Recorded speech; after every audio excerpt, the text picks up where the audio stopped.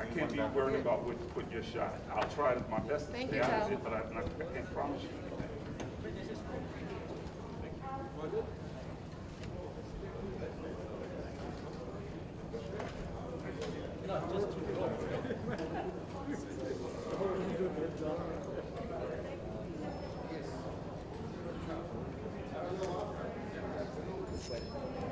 You want me to stand in? We're good. They're all set. I just take the backpack and the street. I'm gonna roll up the other one.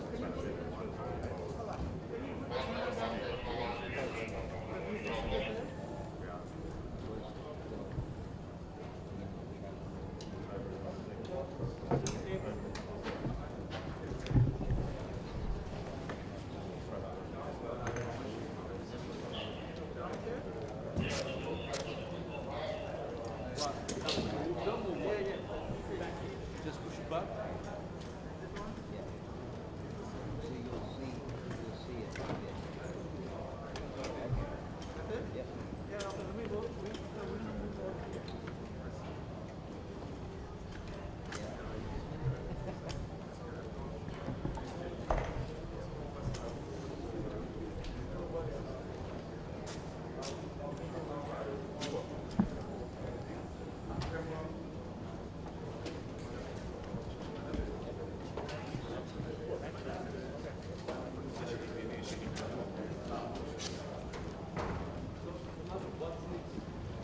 Yes, sir. Everybody walks in, just follow the door.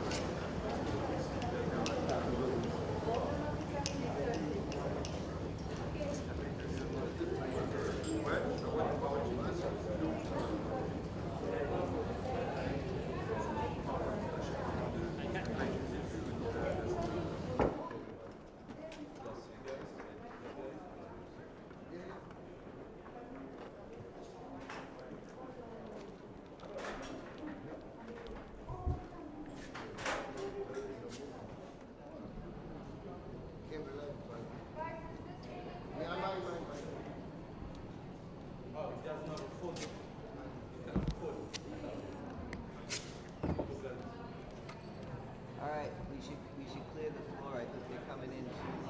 Dogs. Yep. All right. Guys, I think they're coming.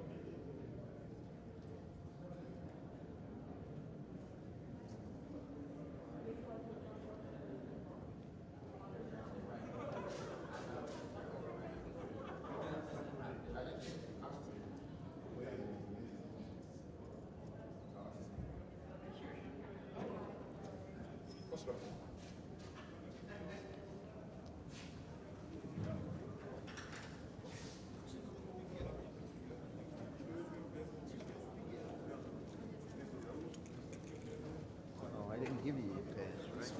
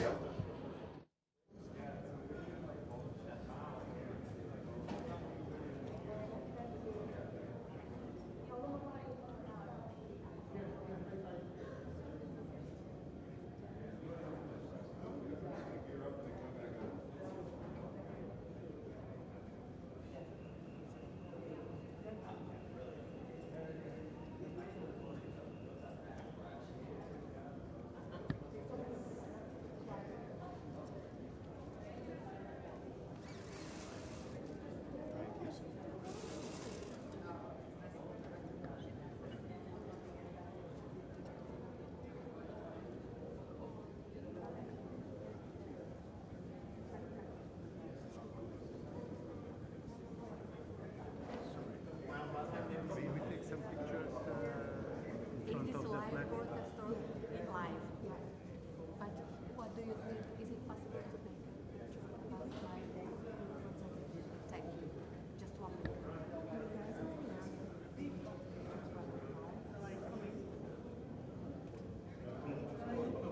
Okay, thank you.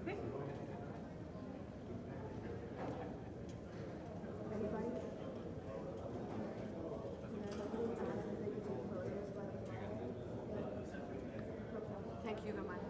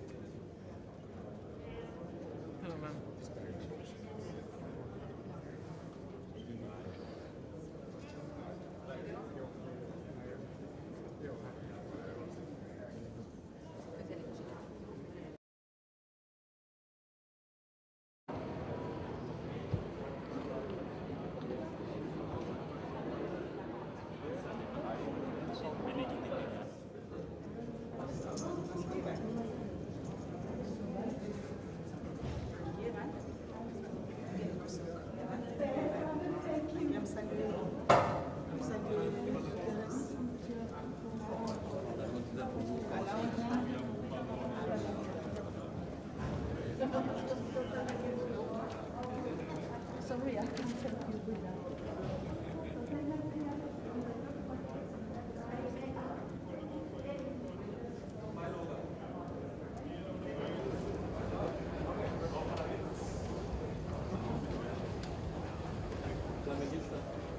São Paulo.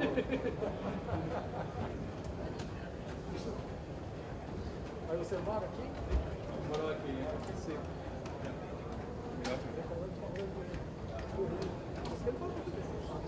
Fala um pouco.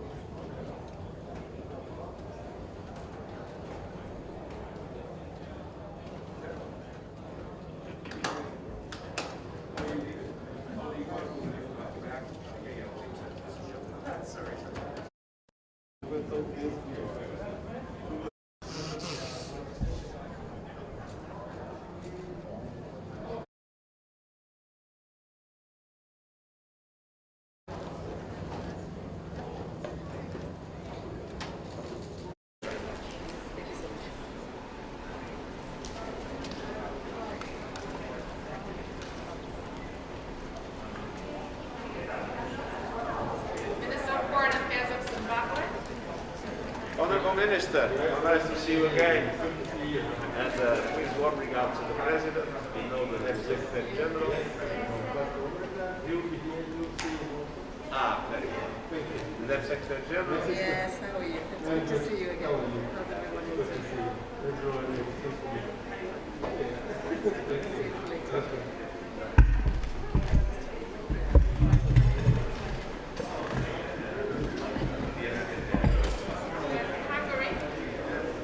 Welcome. Very nice to have you with us. All the best. You know the next Secretary General. Let's have a photo. Warm regards to the Prime Minister. Hi. Thank you very much.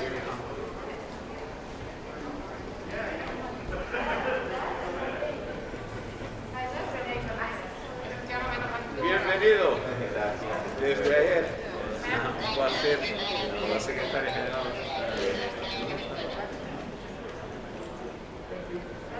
Muchas gracias.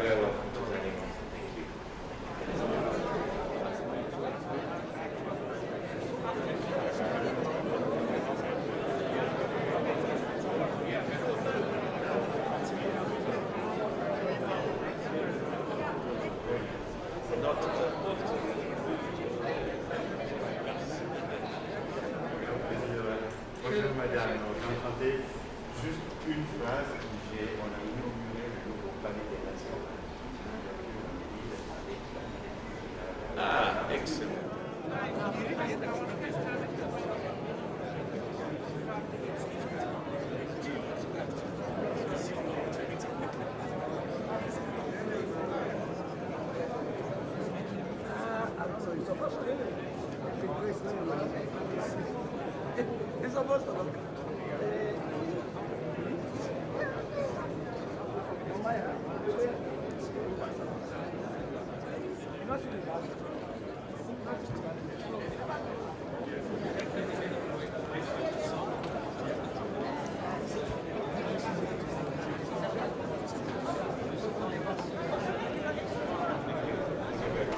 Bon travail, Good to see you again.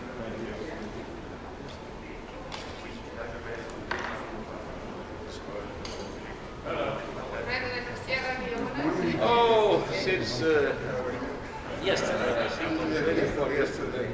That's it.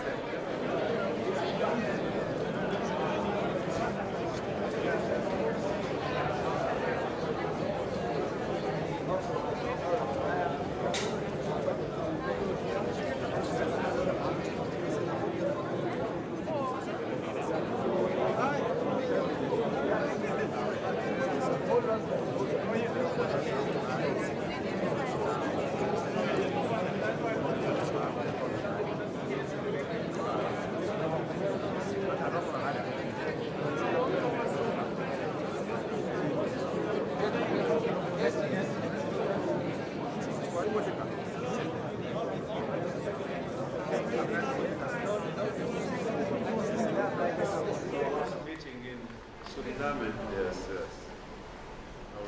You know the next Secretary General, of course. And I'll be saying some terrible things about the outcome. Hope to count on your support. Yeah.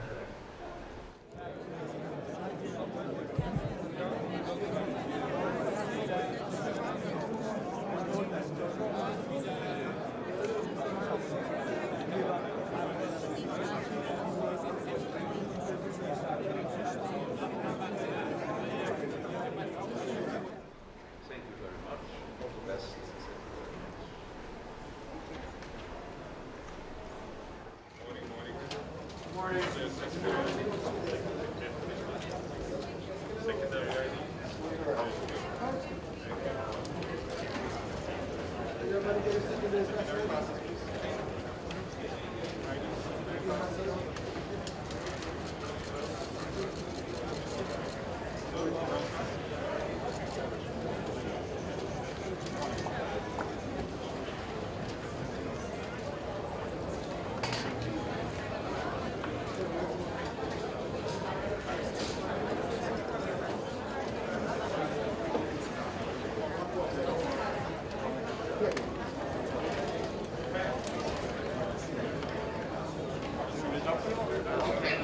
Thank you.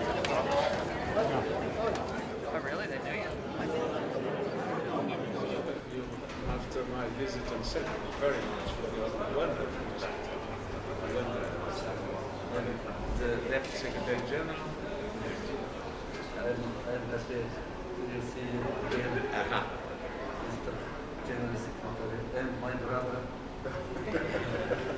It is true. That's what we have agreed. Thank you very much. Thank you. All the best.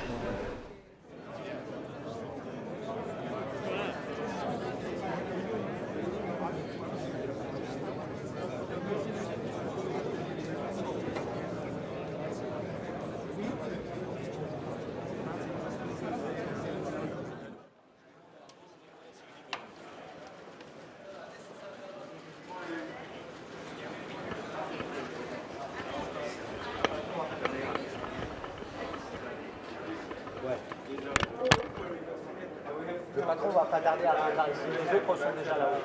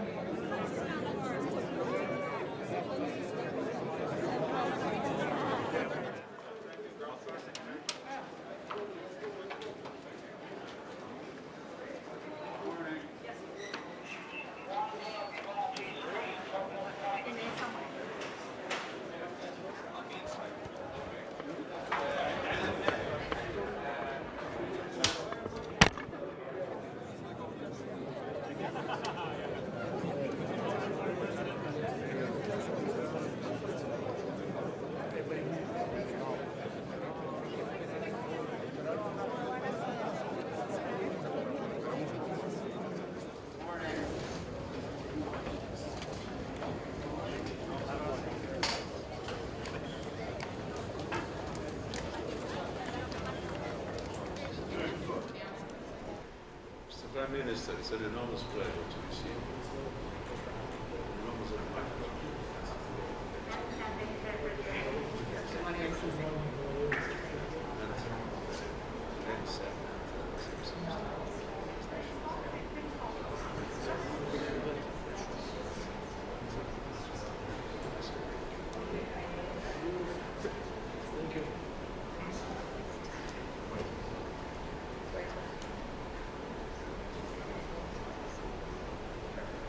Président du Kyrgyzstan. Secrétaire général, c'est content de vous voir. Ça fait plaisir. It's a great pleasure to have you with us. Welcome to New York. Я тоже очень рад We вас count on you during this week. Добро пожаловать в ООН.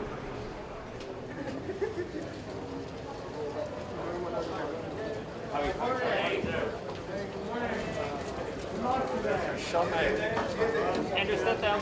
Thanks. You're good. Thank you. Free swing.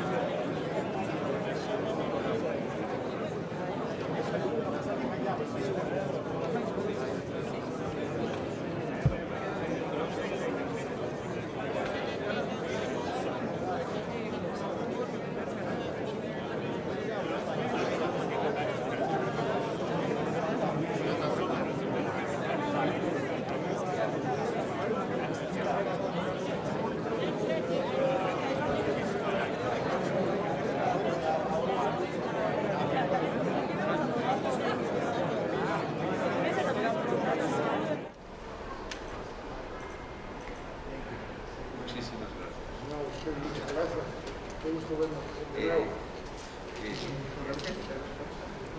Sí, sí, sí, sí.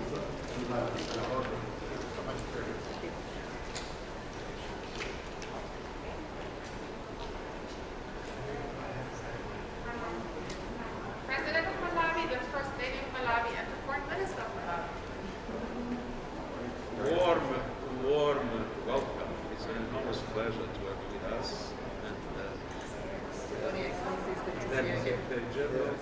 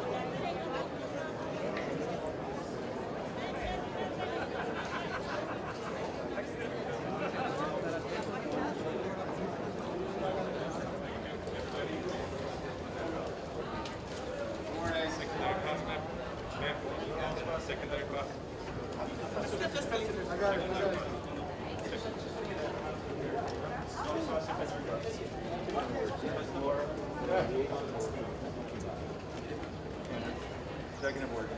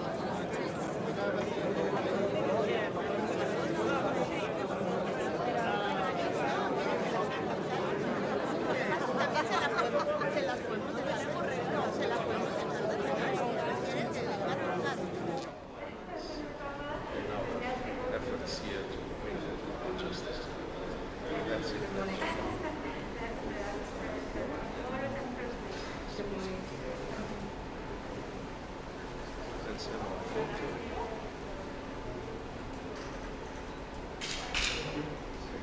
Thank you.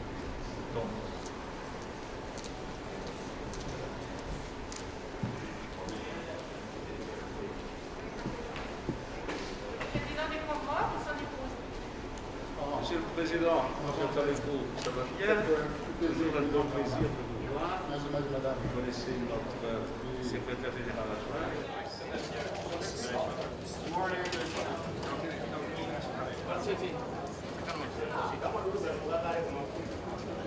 Up to you.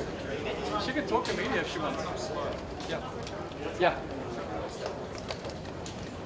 And then which official is it again? Foreign Minister. Yeah. And then I think there's a Minister for Climate. Ask him actually. He will.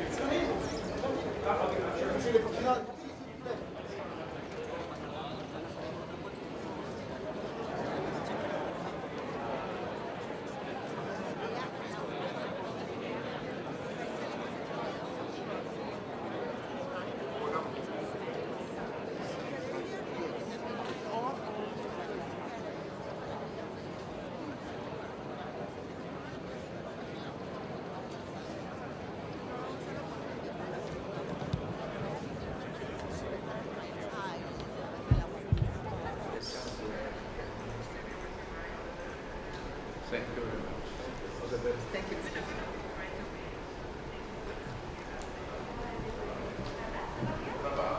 President of Poland? Hello, welcome, welcome. I've been going through your country all the time. Thank you very much for all the support. And thank you very much for all the support. Congratulations. This is a very good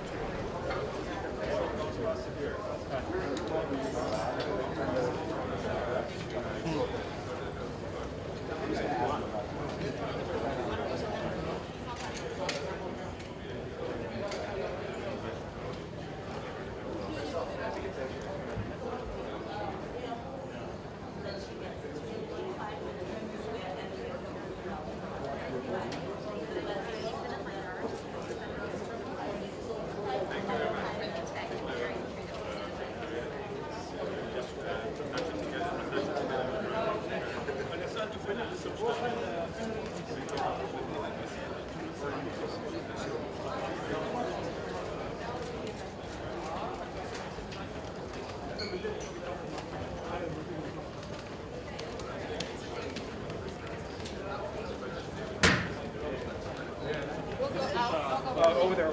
Yeah.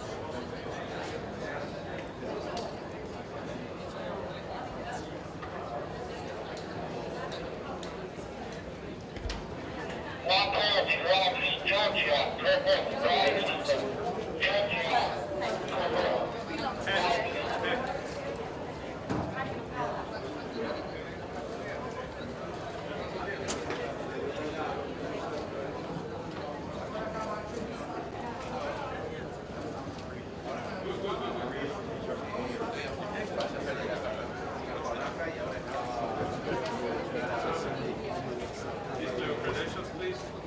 Primary, secondary ID. Thank you. Thank you. Attach it to primary.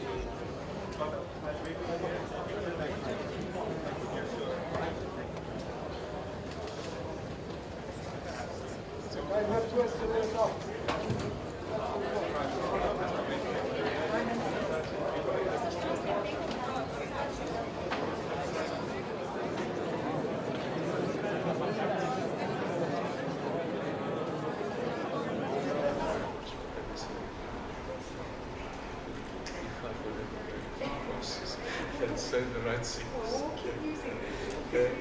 The name Secretary General. Wonderful to work. Oh, it's always a pleasure to be here. Thank you very much. Not very Mexican, but we try. Yes, I understand. Oh, thank you so much. Okay, bye-bye.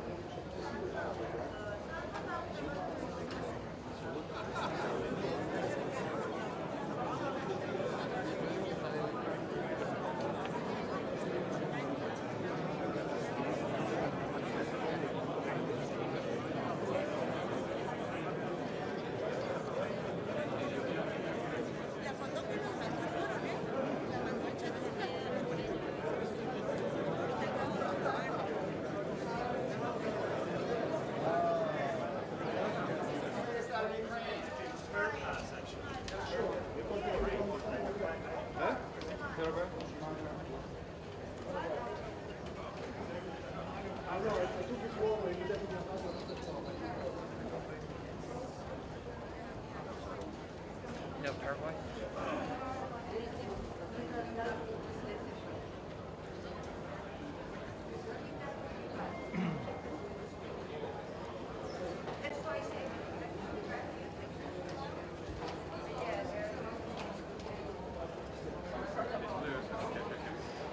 How many times do I have to tell you? Please, please.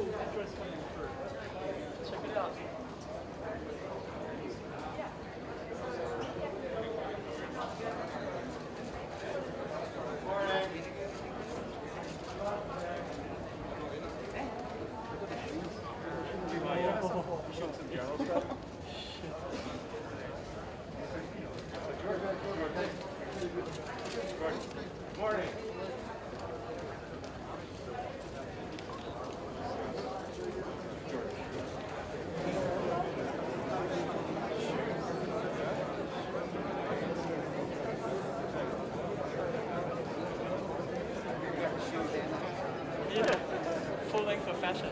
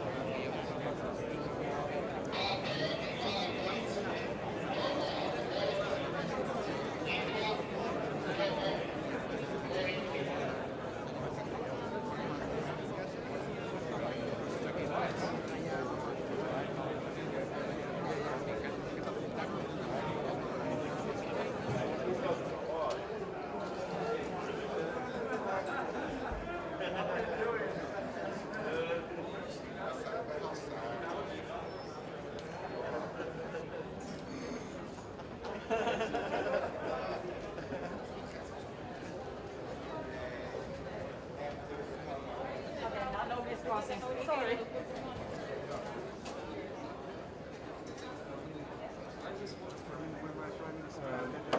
Same for me. My present is After you.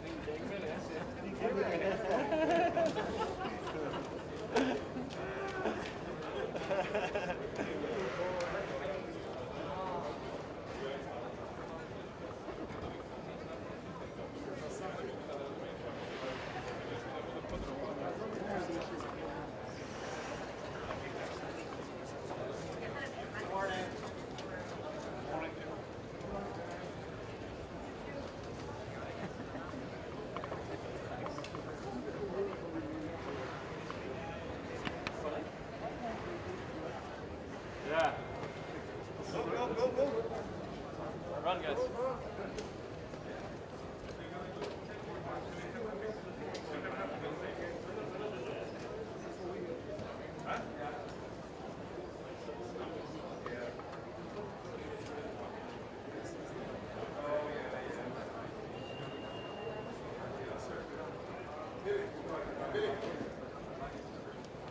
Jeez.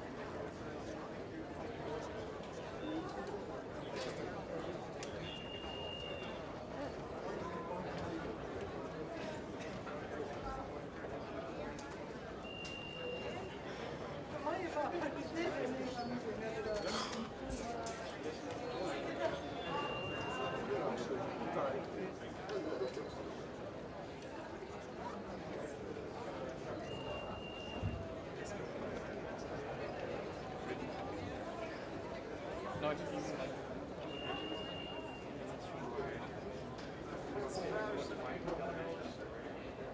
the Billy movie.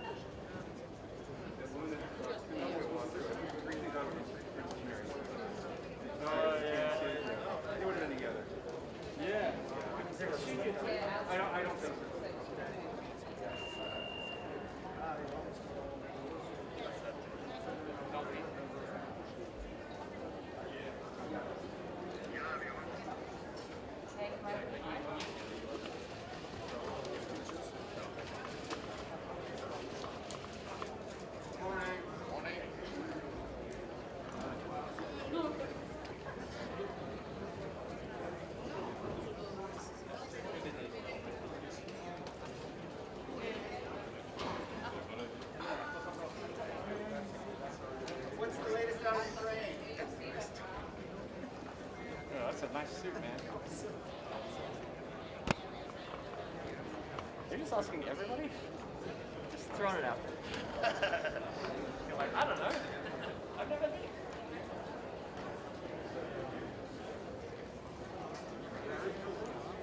Yeah, right.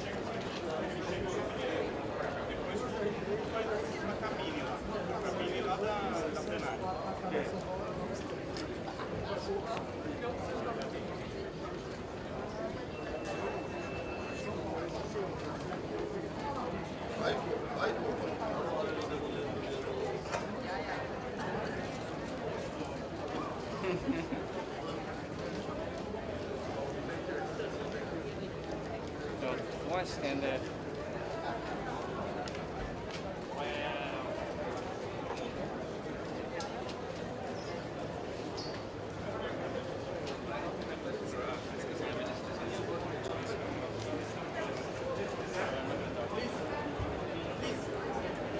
Australia. Jeez, once you got it, you're gonna leave. That was a Commonwealth. Too soon.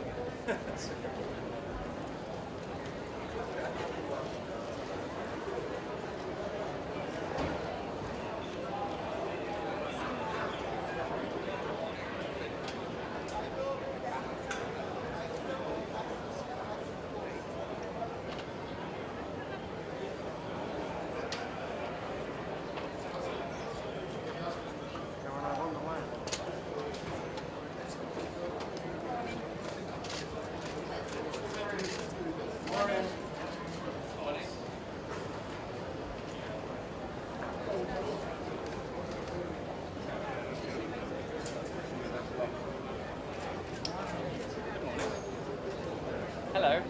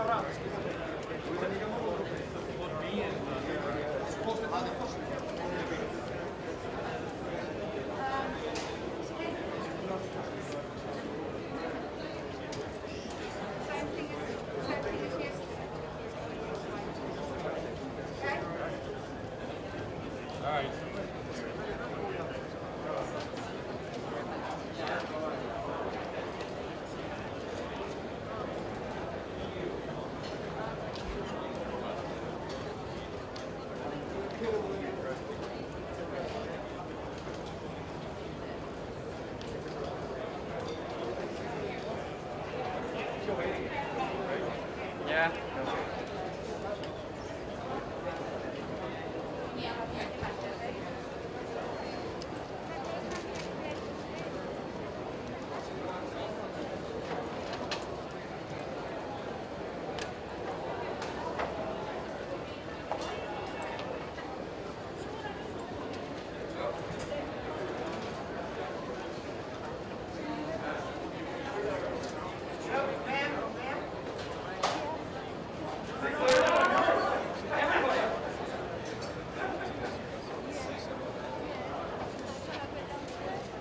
Morning, everyone. Morning. What's the latest on Ukraine?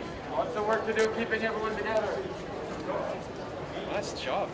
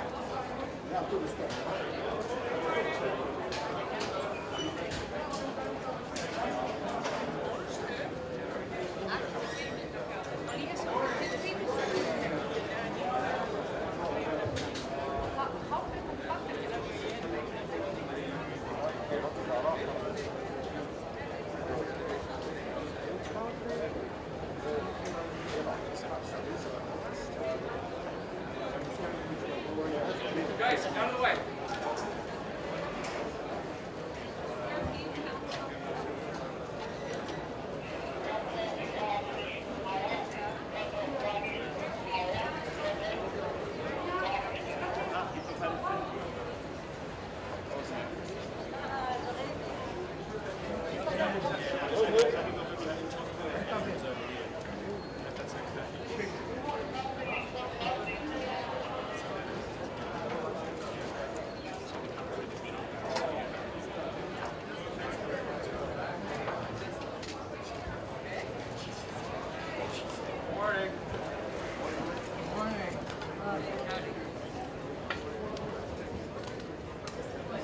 Yeah.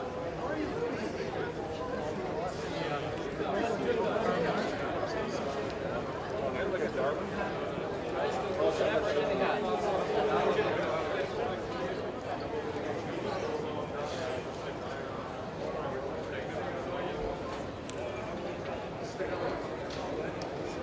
It's fine. You're out? Yeah.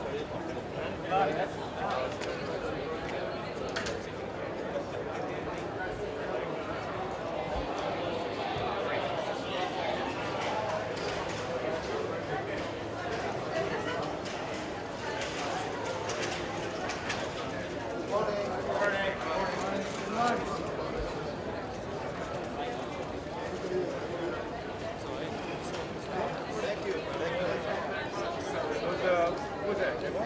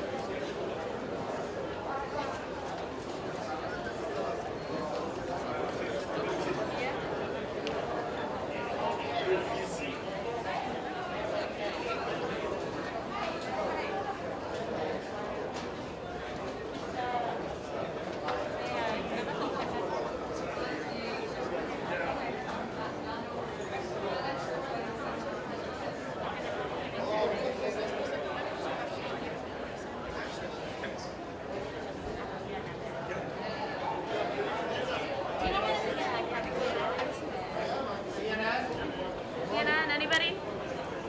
Anybody CNN? Hi. Okay, I have your team member, but there's not space. So once there's space, we'll bring her down. Okay. Lots of space right here. Really? Oh. Good point. Yeah, good point. Hi. Monsieur le Président. Merci.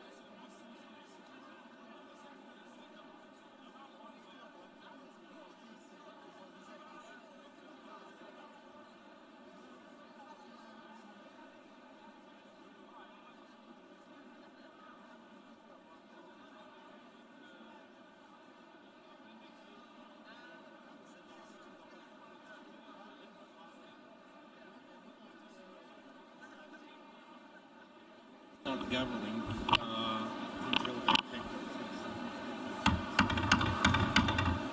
Please tell me how that's...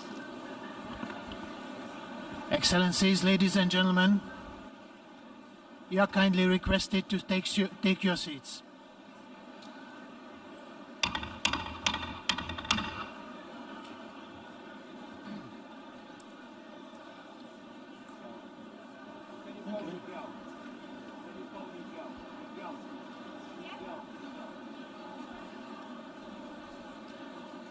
Excellencies, ladies and gentlemen, the fourth plenary meeting of the General Assembly is called to order.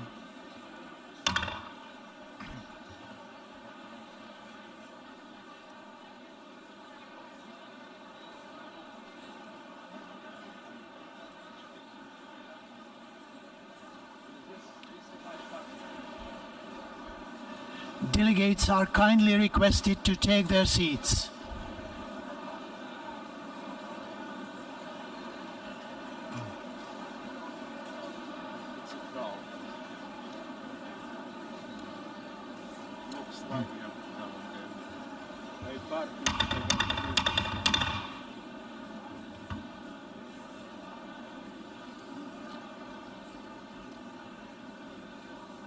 Excellencies, ladies and gentlemen, the fourth meeting of the General Assembly is called to order.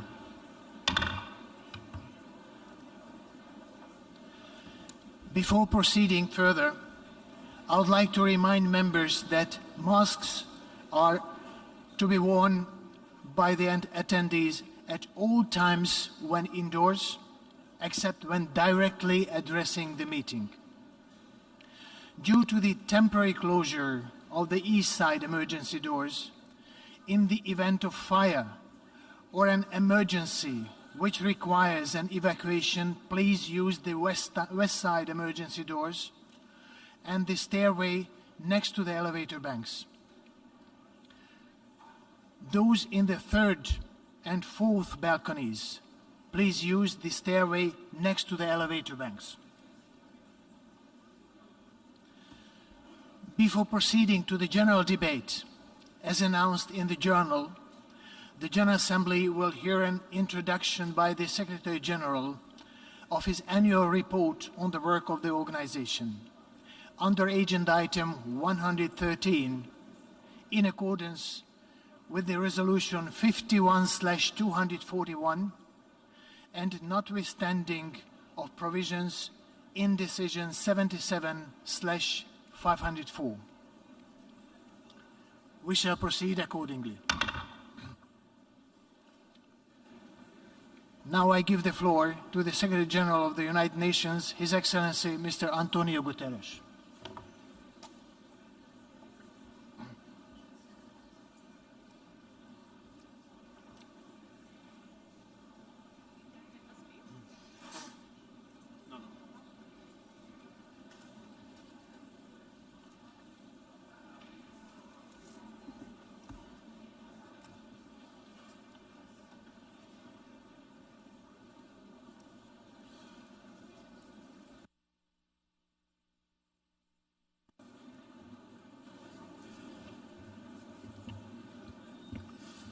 Mr. President of the General Assembly, Excellencies, ladies and gentlemen, our world is in big trouble. Divides are growing deeper, inequalities are growing wider, and challenges are spreading farther. But as we come together in a world teeming with turmoil, an image of promise and hope comes to my mind. This ship is the brave commander. It sailed the Black Sea with UN flag flying high and proud. On one hand, what you see is a vessel like any other plying the seas. But look closer. At its essence, this ship is a symbol of what we can accomplish when we act together. It is loaded with Ukrainian grain destined for the people of the Horn of Africa, millions of whom are on the edge of famine. It navigated through a war zone, guided by the very parties to the conflict, as part of an unprecedented comprehensive initiative to get more food and fertilizer out of Ukraine and Russia, to bring desperately needed relief to those in need, to calm commodity markets, secure future harvests, and lower prices for consumers everywhere. Ukraine and the Russian Federation, with the support of Turkey, came together to make it happen, despite the enormous complexities, the naysayers, and even the hell of war. Some might call it a miracle on the sea. In truth, it is multilateral diplomacy in action. The Black Sea Grain Initiative has opened the pathway for the safe navigation of dozens of ships filled with much-needed food supplies. But each ship is also carrying one of today's rarest commodities, hope. Excellencies, we need hope, and more, we need action. To ease the global food crisis, we now must urgently address the global fertilizer market crunch. This year, the world has enough food. The problem is distribution. But if the fertilizer market is not stabilized, next year's problem might be food supply itself. We already have reports of farmers in West Africa and beyond cultivating fewer crops because of the price or lack of availability of fertilizers. It is essential to continue removing all remaining obstacles to the export of Russian fertilizers and their ingredients, including ammonia. These products are not subject to sanctions, and we will keep up our efforts to eliminate indirect effects. Another major concern is the impact of high gas prices on the production of nitrogen fertilizers, and these must also be addressed seriously. Without action now, the global fertilizer shortage will quickly morph into a global food shortage. Excellencies, we need action across the board. Let's have no illusions. We are in rough seas. A winter of global discontent is on the horizon. A cost of living crisis is raging, trust is crumbling, inequalities are exploding, and our planet is burning. People are hurting, with the most vulnerable suffering the most. The United Nations Charter and the ideals it represents are in jeopardy. We have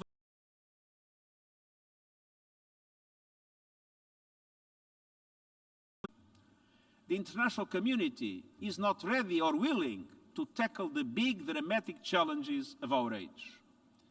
This crisis threatens the very future of humanity and the fate of our planet.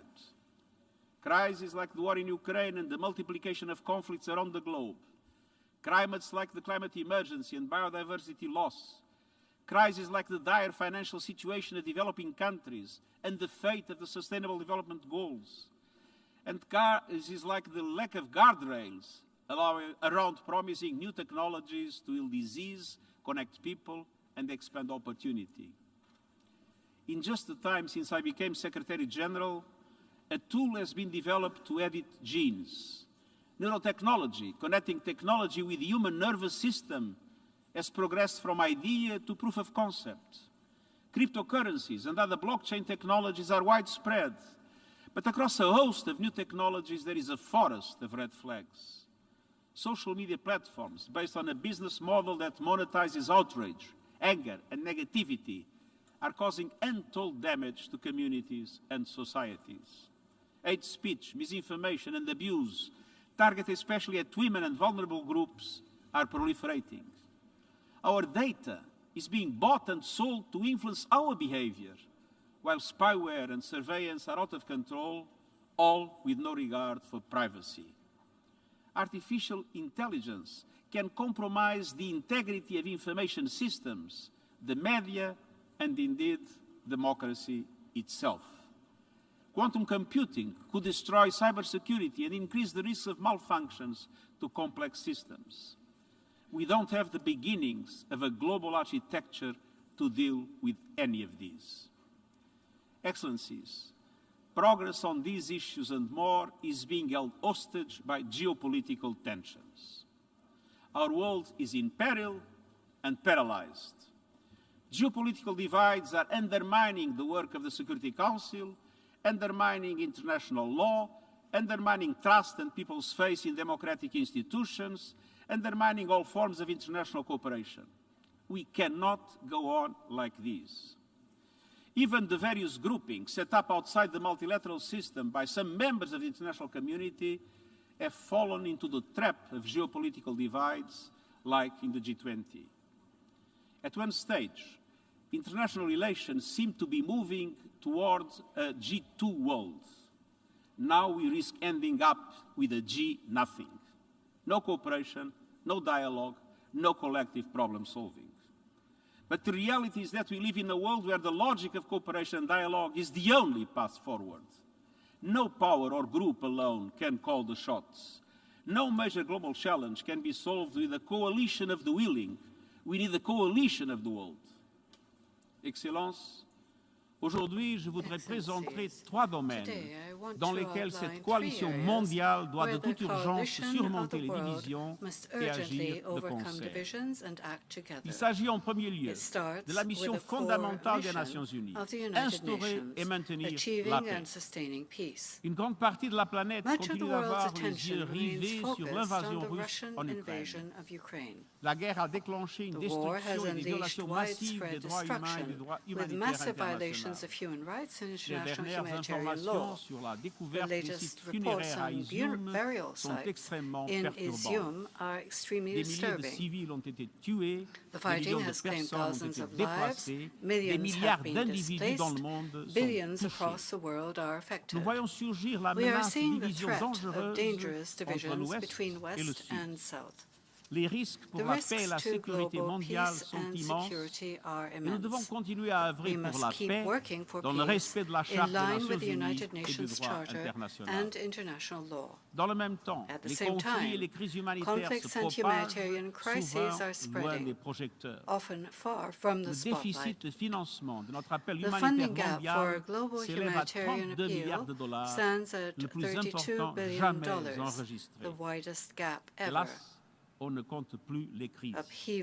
En Afghanistan, l'économie est en ruine, plus de la moitié de la population est en proie à des niveaux de faim extrêmes, tandis que les droits humains, et en particulier les droits des femmes et des filles, sont bafoués. En République démocratique du Congo, les groupes armés de l'Est terrorisent les civils et attissent les tensions régionales. Dans la Corne de l'Afrique, une sécheresse sans précédent menace la vie et les moyens de subsistance de 22 millions de personnes. En Éthiopie, les combats ont repris, soulignant l'urgence pour les partis de cesser les hostilités et de revenir à la table des négociations sous l'égide de l'Union africaine. Haïti, les gangs détruisent les fondements même de la société. En Libye, les divisions continuent de mettre le pays en péril. En Irak, les tensions actuelles compromettent la stabilité. Et en Israël et en Palestine, les cycles de violence sous l'occupation se poursuivent. Et les perspectives de paix fondées sur une solution à 2 États ne cessent de s'éloigner. Au Myanmar, l'effroyable situation humanitaire et des droits humains ainsi que les conditions de sécurité s'aggravent de jour en jour. Au Sahel, l'insécurité et les activités terroristes atteignent des niveaux alarmants, tandis que les besoins humanitaires ne cessent de croître. En Syrie, la violence et les difficultés règnent toujours, et la liste est encore longue. Pendant ce temps, les menaces de recours aux armes nucléaires et les risques pesant sur la sécurité des centrales nucléaires ne font qu'ajouter à l'instabilité planétaire. Les partis à la conférence d'examen du traité sur la non-prolifération des armes nucléaires n'ont pas réussi à trouver de consensus et l'accord sur le nucléaire avec l'Iran semble encore lointain. Il y a toutefois quelques lueurs d'espoir. Au Yémen, la trêve nationale est fragile, mais elle tient toujours. En Colombie, le processus de paix prend racine. Et partout, nous avons besoin d'une action bien plus concertée, ancrée dans le respect du droit international et la protection des droits humains. Dans un monde qui se déchire, nous devons créer des mécanismes de dialogue et de médiation pour and apaiser les mediation divisions. to heal Et c'est divides. pourquoi j'ai esquissé This les is éléments d'un why nouvel I agenda pour la outlined paix elements of a new dans agenda le for rapport peace sur notre in my programme report commun. on our common Nous sommes agenda. résolus à tirer le We are meilleur, committed to make the most le meilleur de of tous les every outils diplomatic diplomatiques, de tool règlements pacifiques for the et différents Pacific qui s'offrent settlement à of nous, disputes comme le prévoit la as set Charte des out Nations in the Unies. United Nations Négociation, Charter. enquête, médiation, conciliation, Inquiry, arbitrage mediation, et règlement conciliation, judiciaire. arbitration, and judicial settlement. El liderazgo y la Excellencies, participación de las mujeres debe women's estar en leadership primer and plano. participation Y también must be debemos front and priorizar center, la and prevención we y la must consolidación de la also paz. prioritize Eso prevention significa and peace reforzar building. la previsión That means estratégica, strengthening strategic anticiparse a foresight, los focos de violencia que pueden anticipating estallar y flashpoints hacer that could erupt frente into a las nuevas violence, amenazas and que tackling suponen la emerging ciberguerra threats y posed by las armas cyber warfare autónomas letales. and lethal autonomous Significa weapons. asimismo It ampliar el means papel de also los grupos expanding regionales, the role of regional reforzar el groups, mantenimiento de la strengthening paz, peacekeeping, intensificar el intensifying desarme y la disarmament no and proliferación, non-proliferation, prevenir y combatir preventing el and countering terrorismo y terrorism, garantizar and la ensuring rendición de accountability. cuentas. Y And significa it means reconocer que los recognizing derechos human humanos son rights piedras de as toque pivotal de la for prevención. prevention. Mi My llamamiento a la call acción en to materia de action on derechos human humanos rights destaca la highlights the centralidad de los centrality of derechos human humanos, rights, así como refugee, la de los and refugiados y el humanitarian derecho law. humanitario. En todo In lo que all we hacemos, do, debemos we must reconocer que los recognize derechos that human humanos son el rights are the camino path para to resolver resolving tensiones, tensions, poner fin a ending los conflict, conflictos y and forjar una paz forging duradera. lasting peace. Excellencies, there is another battle we must end, our suicidal war against nature. The climate crisis is the defining issue of our time, and it must be the first priority of every government and multilateral organization. And yet, action is being put on the back burner, despite overwhelming public support around the world.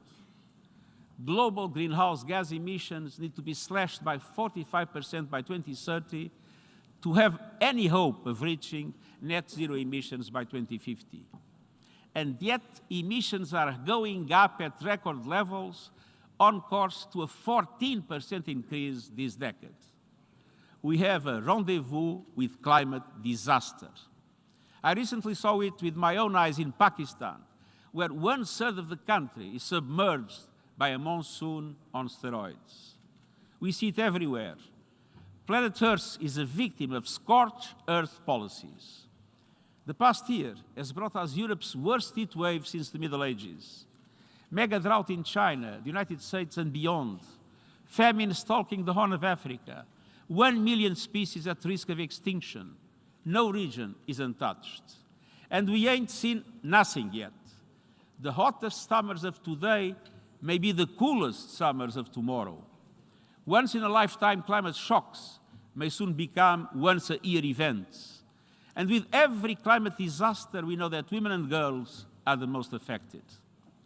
The climate crisis is a case study in moral and economic injustice. The G20 emits 80% of all greenhouse gas emissions. But the poorest and most vulnerable, those who contributed least to this crisis, are bearing its most brutal impacts. Meanwhile, the fossil fuel industry is feasting on hundreds of billions of dollars in subsidies and windfall profits, while households' budgets shrink and our planet burns. Excellencies, let's tell it like it is. Our world is addicted to fossil fuels, and it's time for an intervention. We need to hold fossil fuel companies and their enablers to account. And that includes the banks, private equity, asset managers, and other financial institutions that continue to invest and underwrite carbon pollution. It includes the massive public relations machine raking in billions to shield the fossil fuel industry from scrutiny. Just as they did for the tobacco industry decades before, lobbyists and spin doctors have spewed harmful misinformation. Fossil fuel interests need to spend less time averting a PR disaster and more time averting a planetary one. Of course, fossil fuels cannot be shut down overnight. A just transition means leaving no person or country behind. But it's high time to put fossil fuel producers, investors, and enablers on notice. Polluters must pay. And today I'm calling on all developed economies to tax the windfall profits of fossil fuel companies. Those funds should be redirected in two ways: to countries suffering loss and damage caused by the climate crisis, and to people struggling with rising food and energy prices. As you heard to the COP27 UN Climate Conference in Egypt, I appeal to all leaders to realize the goals of the Paris Agreement. Lift your climate ambition. Listen to your people's calls for change. Invest in solutions that lead to sustainable economic growth. And let me point to three. First, renewable energy. It generates 3 times more jobs. It's already cheaper than fossil fuels, and it's the best way to energy security, stable prices, and new industries. But developing countries need help to make this shift, including through international coalitions to support just energy transitions in key emerging economies. Second, helping countries adapt to worsening climate shocks. Resilience building in developing countries is a smart investment in a reliable supply chains, regional stability, and orderly migration. Last year in Glasgow, developed countries agreed to double adaptation funding by 2025. These must be delivered in full as a starting point. At minimum, adaptation must make up half of all climate finance. And multilateral development banks must step up and deliver. Major economies are their shareholders and must make it happen. Third, addressing loss and damage for disasters. It's high time to move beyond endless discussions. Vulnerable countries need meaningful action. Loss and damage are happening now, hurting people and economies now, and must be addressed now, starting at COP27.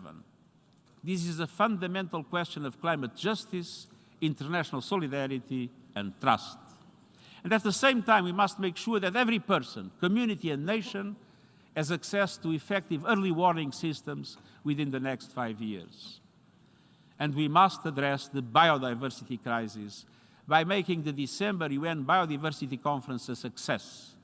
The world must agree on a post-2020 global biodiversity framework, one that sets ambitious targets to halt and reverse biodiversity loss, provides adequate financing, and eliminates harmful subsidies that destroy ecosystems on which we all depend.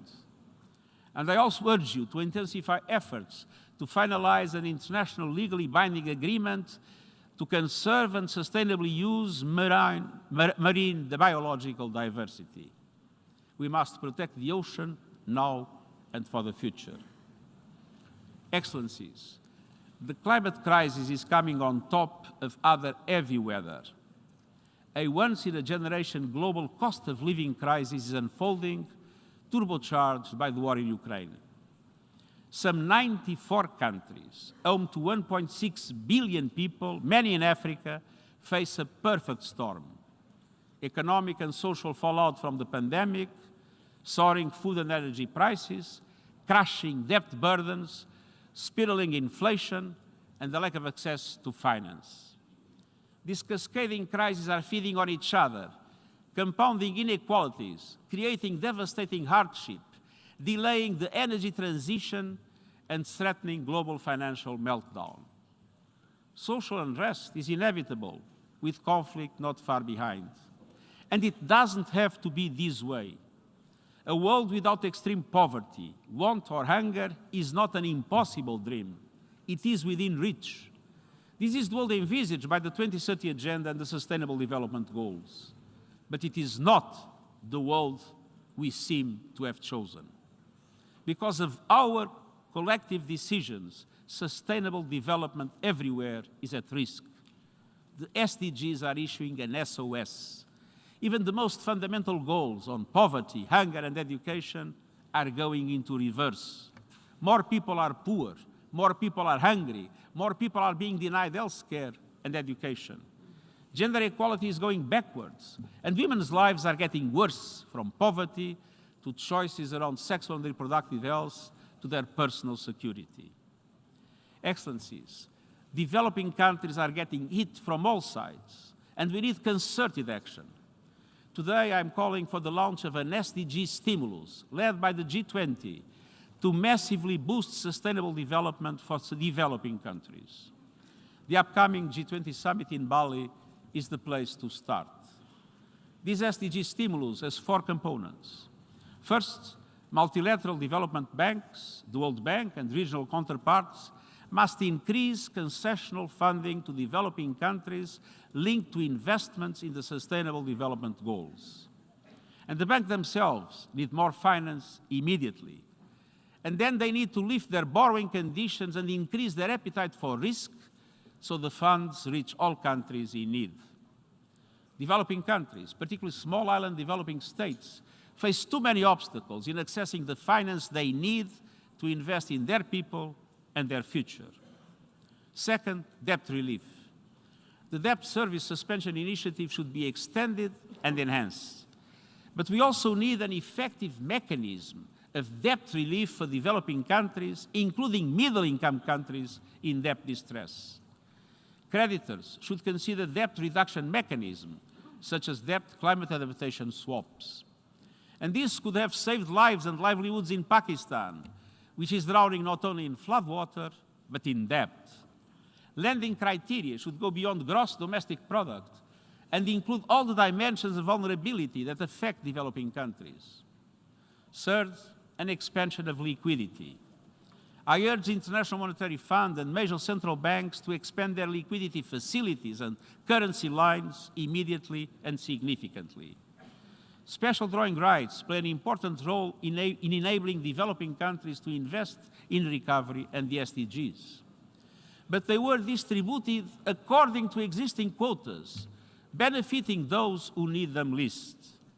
We have been waiting for a reallocation for 19 months, and the amounts we hear about are minimal. A new allocation of special drawing rights must be handled differently, based on justice and solidarity with developing countries. Fourth, I call on governments to empower specialized funds like Gavi, the Global Fund, and the Green Climate Fund. G20 economies should underwrite an expansion of these funds as additional financing for the SDGs. Excellencies, let me be clear. The SDG stimulus I'm proposing is essential, but it is only an interim measure. Today's global financial system was created by rich countries to serve their interests many decades ago. It expands and entrenches inequalities. It requires deep structural reform. And my report on our common agenda proposes a new global deal to rebalance power and resources between developed and developing countries. African countries in particular are underrepresented in global institutions. I hope member states will seize the opportunity to turn these ideas into concrete solutions, including at the Summit of the Future in 2024.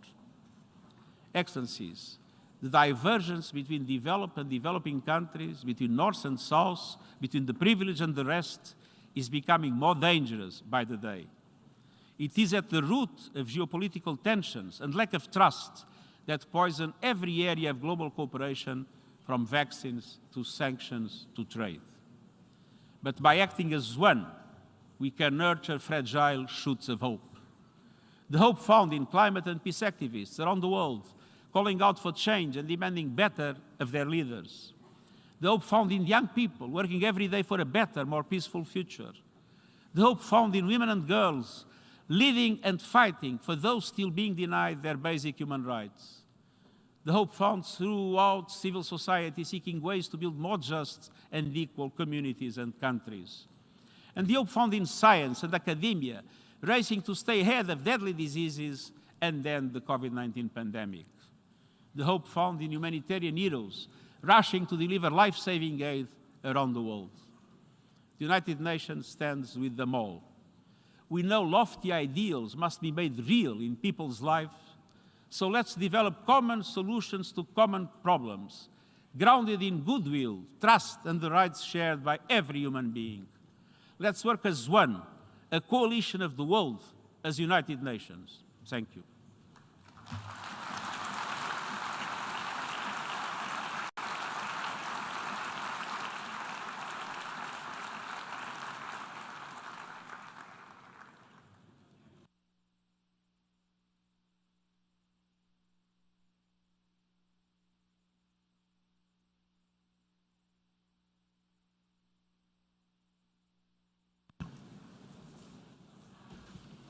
I thank the Secretary General. The Assembly will now turn to Agenda Item 8, entitled General Debate.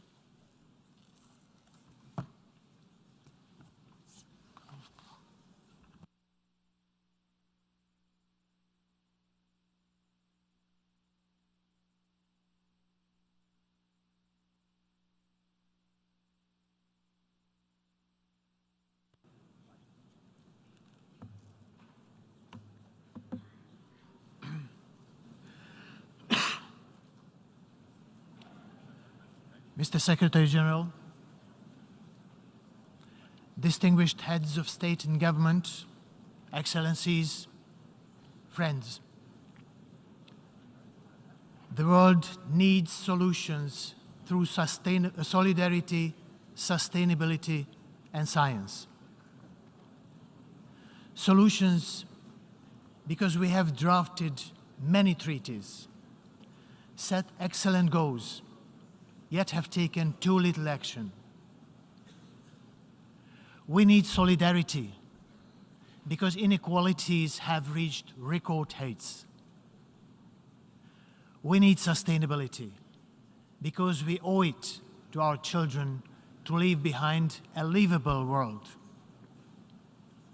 We need science because it offers us neutral evidence for our actions. My sincere gratitude goes to all member states, especially to Hungary and the Eastern European Group for giving me the mandate to turn this motto into reality. Excellencies, we gather today at the most consequential moment of the last 4 decades. Des chaleurs extrêmes aux inondations dévastatrices. Extreme Le changement flooding, climatique extreme heat, est un climate nos change communautés.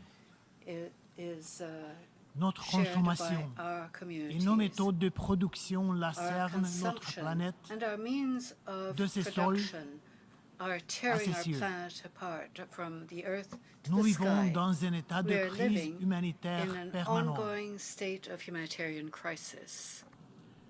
أكثر من 300 مليون شخص في حاجة ماسة للمساعدات الإنسانية 100 million people والحماية they urgently need humanitarian وذلك assistance and بزيادة protection. قدرها 10% منذ يناير.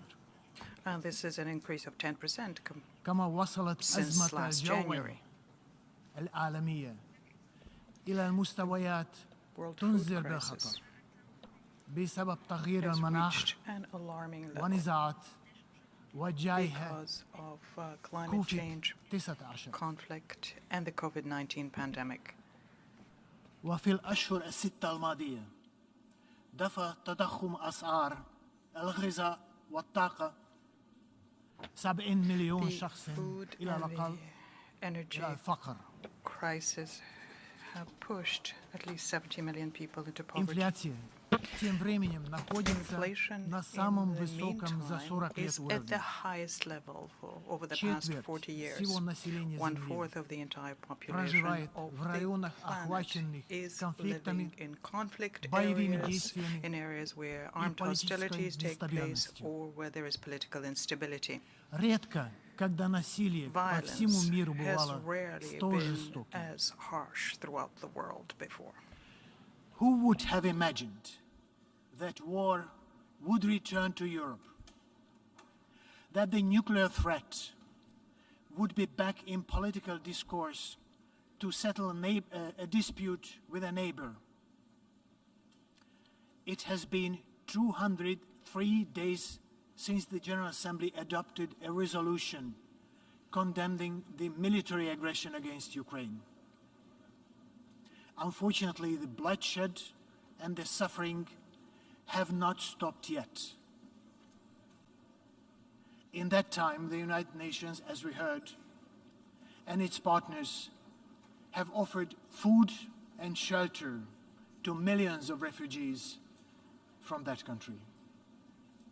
A landmark agreement on commercial grain exports from the world's best breadbasket offers hope. Diplomacy is at work to release fertilizers so that the shortage we see today do not become the famines of the next year. UN nuclear inspectors are at one of Europe's key nuclear sites, preventing a possible catastrophe. Excellencies, the theme of our 77th General Debate is a watershed moment, transformative solutions to interlocking challenges. I stand in solidarity with the people of Pakistan, where devastating floods washed away hundreds of villages. You have seen the heart-wrenching scenes of devastation. This can be a window into our future. However, in tackling climate change, we have the solutions. These are rooted in the advancement we have made in science cooperation and climate diplomacy. But we have to want to put them in practice.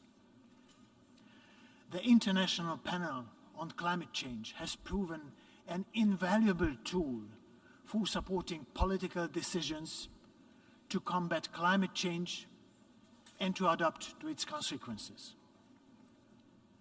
We should consider replicating its success in the areas of water, energy, food, and biodiversity. This would give us a universally accepted scientific foundation for action. Once this high-level week is over, I plan to launch a series of consultations with the scientific community, asking them to help us, bringing the knowledge from microphones, from microscopes to microphones.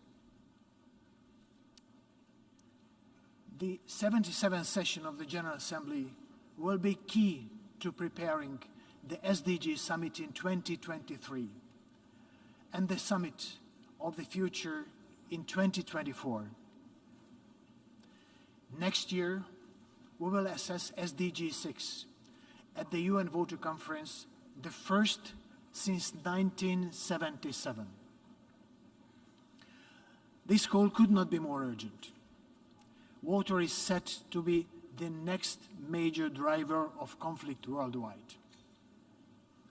The problem of water is threefold: too much, not enough, not safe.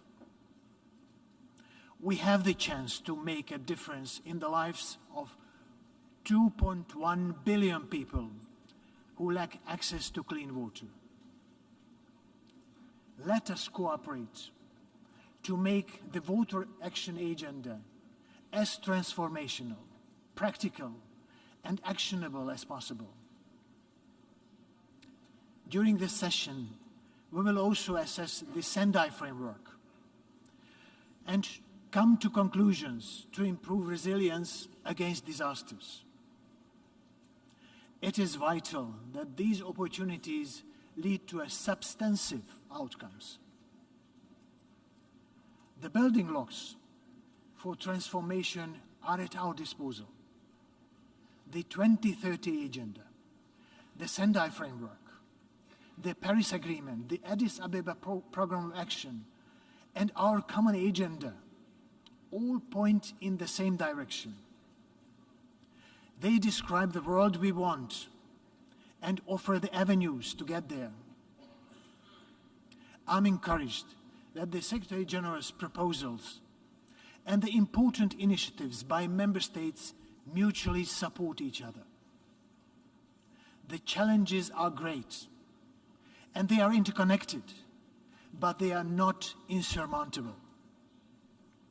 Ladies and gentlemen, without universal respect to the rule of law, it is all too easy to rapidly slide into treacherous territory. As we all know, in time of crisis, human rights are the first to be compromised. When human rights are under threat, it is our smoke signal, our call to action. It would be remiss to speak of human rights without addressing a fundamental issue found to be lacking in most societies around the world. It is women's right. It is simply unacceptable that every third woman experiences violence in her lifetime.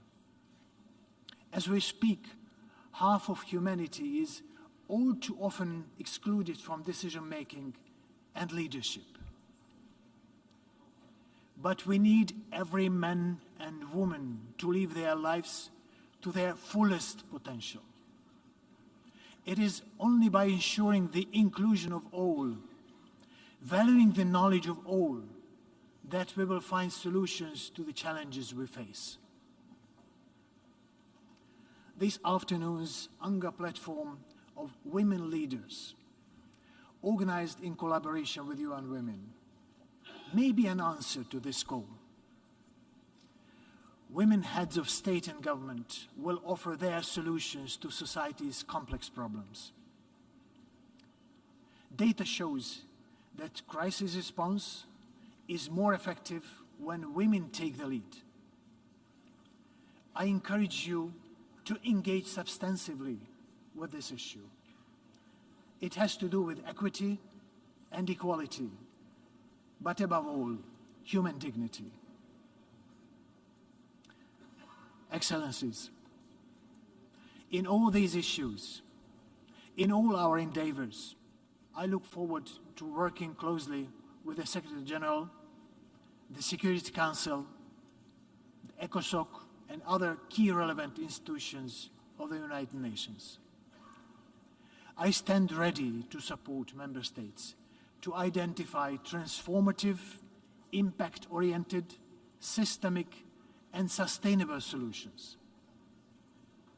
I promise to cooperate with all stakeholders, civil society, young people, women and scientific community, to name but a few. UN agencies, funds and programs are critical to bringing our efforts out of this hole and into our communities. To deliver on the agenda requested by the Member States, I count on your constructive engagement, cooperation, and mutual respect to each other. I emphasize that the revitalization of both the United Nations and the General Assembly must continue. Our ability to competently improve our organization will determine its relevance in the eyes of people around the world. I want to advance negotiations on Security Council reform. It is high time that the Council represents the world's population more equally and that it reflects 21st century realities. This is a matter of credibility to our entire organization and our multilateral order. Ladies and gentlemen, crisis management and transformation will require our consistent efforts, way beyond one session of the General Assembly. In that spirit, let me finish with some timeless words of wisdom about chances and the risk of letting them pass us by. Things get better when we make them better. Things go wrong when we fail to seize the opportunities before us. Our opportunity is here and now. Let us act. I thank you.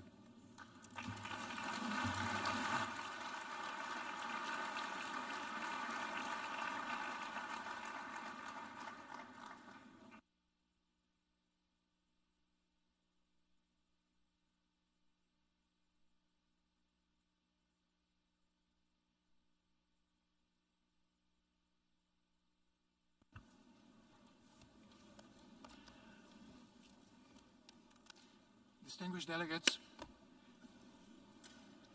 before giving the floor to the first speaker for this morning, I would like to remind members that the list of speakers for the general debate has been established on the agreed basis that statements should be no longer than 15 minutes to enable all speakers to be heard in a given meeting.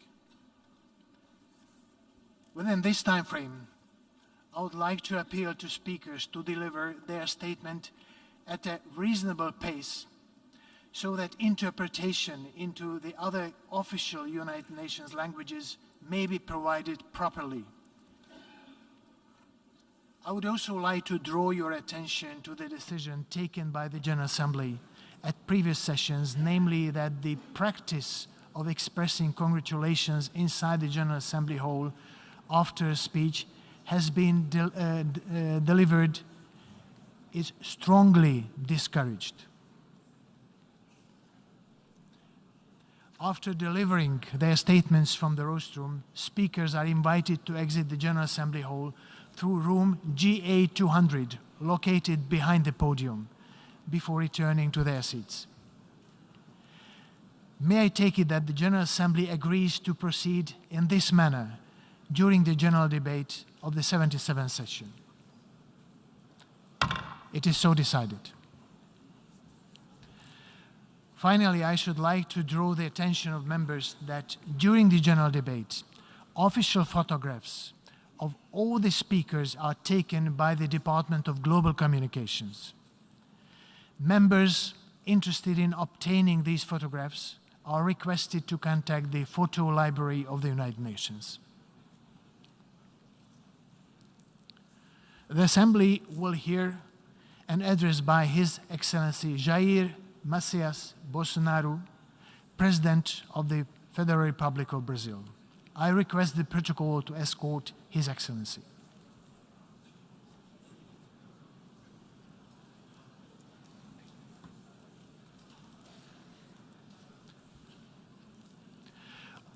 On behalf of the General Assembly, I have the honor to welcome His Excellency Jair Messias Bolsonaro, President of the Federal Republic of Brazil, and to invite him to address the Assembly.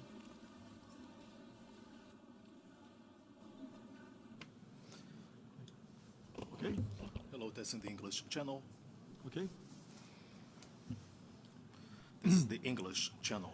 Senhor Csaba Kőrösi, Mr. Csaba Kőrösi, presidente da 77ª Assembleia Geral das Nações Unidas, Senhor Antônio Guterres, secretário-geral das Nações Unidas, senhoras e senhores, chefes de Estado, de governo e de delegações, senhoras e senhores, começo por cumprimentá-lo, embaixador Csaba Kőrösi, pela eleição para presidir esta Assembleia Geral.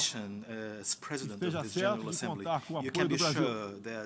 O tema escolhido para este debate geral gira em torno de conceito que se aplica perfeitamente ao momento que vivemos, divisor de águas.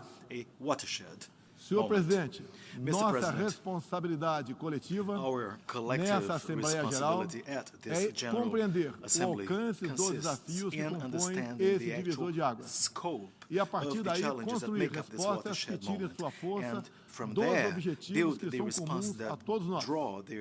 A tarefa não é simples, mas, a rigor, não temos alternativa. Esse esforço tem de começar no interior de cada um dos nossos países.